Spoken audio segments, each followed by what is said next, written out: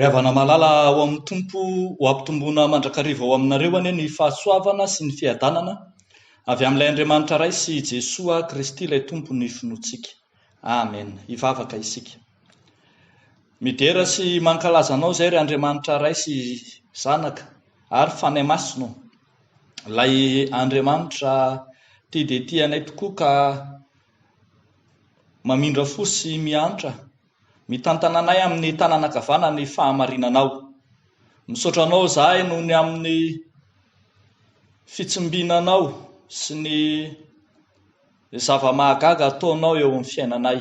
Ankehitriny hiaino sy hamaky ny teny avy amin'ny soratra masina izahay, ilay teny velona sy mahery tahaka ny sabatra roa lelaka maranitra manindrona, mampisaraka ny aina sy ny fanahy, ny tonona sy ny tsoka.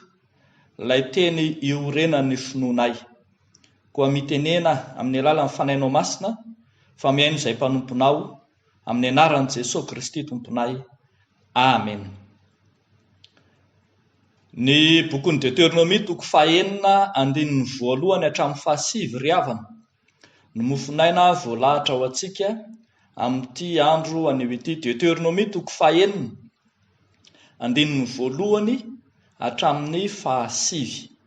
Vakiana ary amin'ny anaran'ny tompo manao hoe: ary izao no lalàna dia ny didy sy ny fitsipika izay nasain'i Jehovah Andriamanitrareo ampianarina anareo mba harahanareo any amin'ny tany izay rehetra alehanareo holovana, mba hatahoranao an Jehovah Andriamanitrao hitandremanao ny lalàny rehetra sy ny didiny izay andidiko anao, dia ianao sy ny zanakao ary ny zafinao amin'ny andro rehetra iainanao, mba ho maro andro ianao, koa miain'ora Israely ka mitandrema hanaraka izany, mba hahita soa ianao ary mba hitombonareo indrindra araka izay nolazain'i Jehovah Andriamanitra ny razanao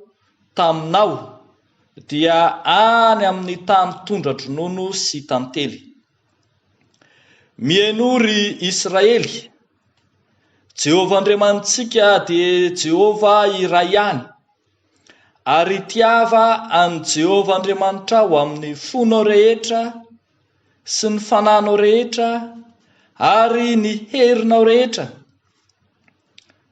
Ary aoka ho amponao izao teny andidiko anao anio izao, dia ampianary tsara ny zanakao izany, ary resao na mipetraka any an-tranonao ianao, na mandeha any an-dalana, na mandry, na mifoha, ary fehezo famantarana eo amin'ny tananao ireny.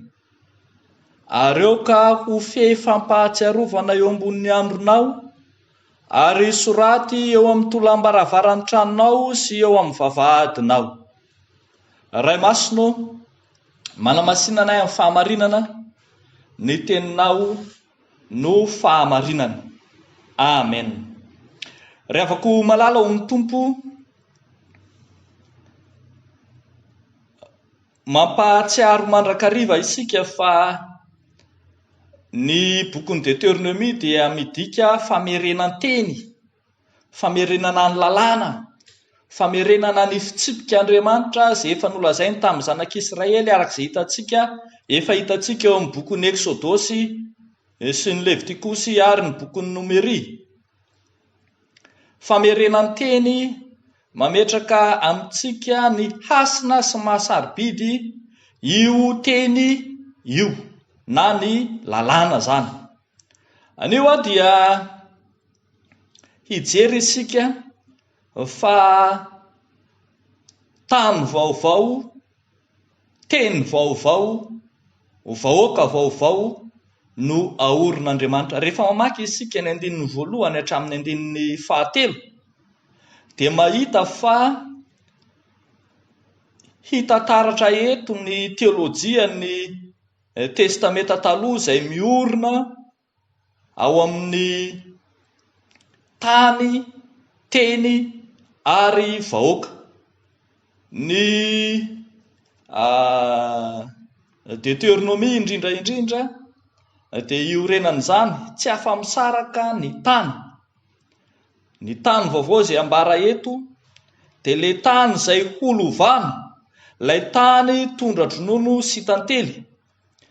Ny teny dia ilay ambara fa teny vaovao, ilay fitsipika didy lalàn'Andriamanitra.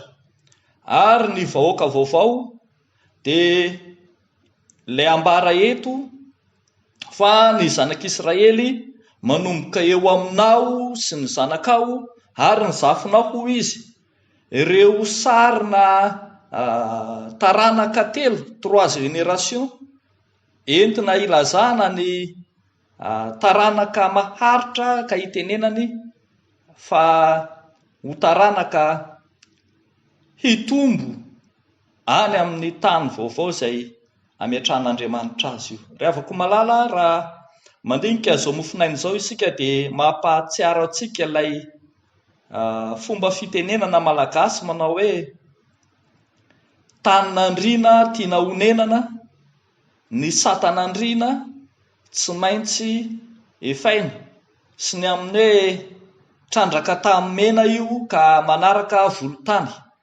Raha tian'ny vahoaka vaovao izay no afahana avy tany amin'ny fahababoana, avy tany amin'ny fanandevozana marimarina kokoa, vahoaka afaka, vahoaka niala tamin'ny fanandevozana no ho any amin'ny tany vaovao, dia tsy maintsy miaina amin'ny teny vaovao, fomba fiainana vaovao, fandaminana vaovao, fitsipika vaovao, lalàna vaovao arak'izany no iaina reto vahoaka vaovao reto. Izany no fanalahidin'ny aina, izany no fanalahidin'ny faelavelona, araka izay ambara eto hoe mba ho maro andro ianao amin'ny tany izay anirahan'i Jehovah Andriamanitra anao. Rehavako malala ao amin'ny tompo, raha tiantsika ihany koa ny hisitraka ny aina sy ny fahavelomana omen'Andriamanitra, dia tsy maintsy ampifanarahantsika amin'ny vanim-potoana izay rehetra alehantsika ny fankatoavantsika ny tenin'Andriamanitra, mba hiainantsika sy ho arahantsika any amin'ny tany rehetra sy amin'ny toerana rehetra izay alehantsika ny tenin'Andriamanitra. Tokony hibaby ny tenin'Andriamanitra ny amin'ny toerana rehetra misy antsika isika, hiainantsika amin'ny fomba fiainana vaovao, ary indrindra hisokafa ny varavaran'ny fitahiana ho antsika, dia andro maro sy faelavelona izany. Arak'izany dia ambara rehavako malala fa tsy afa-misaraka eo amin'ny fiainan'ny olona, eo amin'ny fiainan'ny mpino, eo amin'ny fiainan'ny vahoaka voafidin'Andriamanitra ny tany sy ny teny. Koa ambara fa any amin'ny tany izay anirahan'i Jehovah anao no hitahiny anao, hanamarinany ny teniny aminao. Any amin'ny tany izay anirahan'i Jehovah anao no hanamarinany anao ka hitahiny anao, ary hanamarinany ny teny izay nambarany taminao. Anjarantsika arak'izany ny mankatoa sy mitandrina ny lalàna sy ny didy izay nomen'i Jehovah Andriamanitra, mba hahafahantsika miaina amin'izany sata vaovao omen'Andriamanitra antsika izany. Tany vaovao, teny vaovao, vahoaka vaovao. Fa ny fiainana ny tenin'Andriamanitra ihany koa izay hitantsika eto dia miteraka fanekempinoana lehibe. Rehefa mamaky isika ny 4 hatramin'ny 5 izay tsy zatsakory fa io no fanekempinoana Israelita, io no fanambaram-pinoana Israelita, zany hoe ny zanak'Israely mpivavaka marina dia mandray any andininy fahenina hatramin'ny fasivy indrindra ho fanekempinoana ho fijoroana vavolombelona ao no miorina ny fotom-pinoana israelita. Rehefa mamaky itsika inona no iorenana izany fotom-pinoana izany dia mahita fa miorina amin'ny tenin'Andriamanitra izay ahitantsika amin'ny Jehova sy ny fitiavana azy. Miorina amin'ny Jehova Andriamanitra sy ny fitiavana azy arak'izay hita ao amin'ny teniny ny finoana jiosy na ny finoana israelita. Ary izany ihany koa no ampianarina antsika mandrakariva fa ao amin'ny tenin'Andriamanitra no iorenan'ny finoana kristianina. Ao amin'ny soratra masina irery ihany no hanorenan'ny mpino ny finoana. Ary arak'izay hitantsika eto dia manana didy ny mpino hanambara izany fanekempinoana izany, ho rentany ho rendanitra, ho alesy ho ambara naiza ale. Ary hitantsika tsara fa raha miresaka fanekempinoana isika dia tena mifono fampianaram-pinoana mihitsy zany hoe ao anatin'ny fanekempinoana no ahitantsika ny fampianarana ny finoana. Ary rehefa mijery eto isika izany fampianaram-pinoana izany dia manomboka ao an-tokantrano, ko ambara fa adidin'ny ray aman-dreny, adidin'ny isan-tokantrano no mampianatra ny zanany ny finoana kristianina, manambara ny zanany ny mahakasika ny finoana kristianina, ary indrindra mifehy ny zanany hiaina ny finoana kristianina. Ry havako malala ao amin'ny tompo ry ray aman-dreny izay mandre izay tenin'Andriamanitra izao, mahatsiaro afa-po ve ianao amin'ny fampianarana ny finoana kristianina ireo zanakao? Aza omena adidy ho an'ny sekolalahady fotsiny na hoe ho an'ny fiangonana fotsiny, fa marina izany, manana didy ireny, fa miainga ao an-tokantrano tsiraray, miainga eo anivon'ny ray aman-dreny ny fampianarana ny finoana kristianina. Isika mihitsy aloha no mampita voalohany ny fampianarana finoana. Izay vao ho hitany any amin'ny sekolalahady, any amin'ny katekomenina, any am-piangonana, any amin'ny mpandray fanasan'ny tompo sy ny sampana samihafa. Ambara zany fa ny tokantrano no fototra iorenan'ny finoana ny ankonana amin'ny resaka finoana. Raha mijery eto itsika dia tena atao fiainana andavanandro ny ao an-trano mihitsy ity fampianaram-pinoana ity.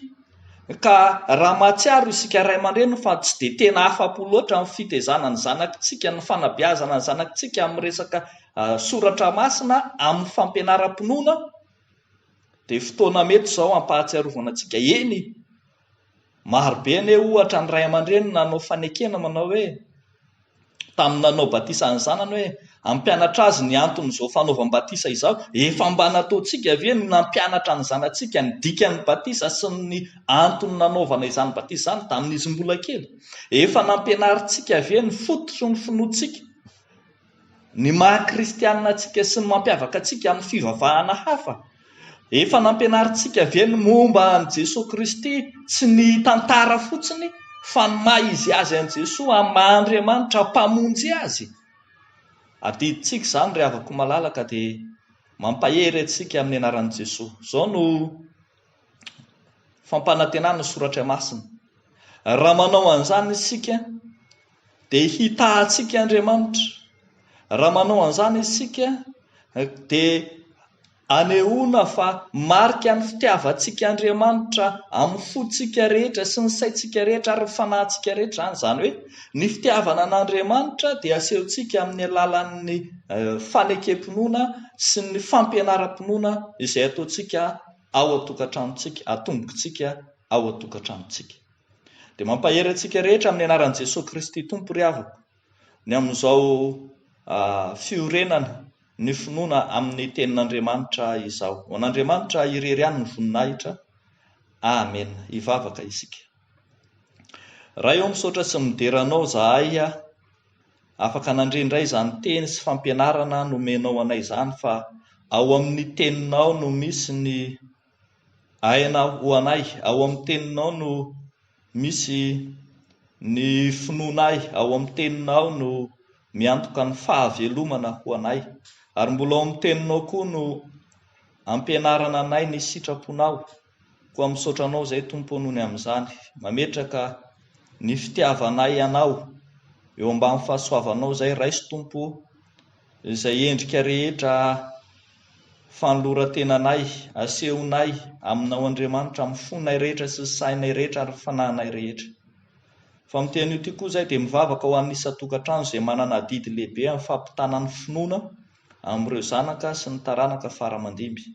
Tompo ampaherezo ary mba hijoro mandrakariva amin'ny finoana kristianina ny ankohonana tsiraray. Mivavaka manokana izay ho an'ireo renim-pianakaviana miady rery amin'ny fitezam-panahy sy ny fitezam-pinoana ho an'ny zanany, ary dia mivavaka ho an'ireny raim-pianakaviana izay tsy mpino na tsy mino anao Andriamanitra ireny, mba ianao Andriamanitra no hikasika ny fony andraisany ny fahasoavanao Andriamanitra. Mivavaka izay mba ianao Andriamanitra mihitsy no hitarika ny ankohonana tsiraray avy, satria izany no teninao manao hoe amin'izany andro izany dia ho Andriamanitra ny isam-pianakaviana amin'ny taranaka Israely aho. Fa raha mino an' Jesosy Tompo izy dia hovonjeny izy sy ny ankohonany. Dia ho anao ny dera sy ny laza ny voninahitra, ry Andriamanitra ray sy zanaka ary fanahy masina. Amen.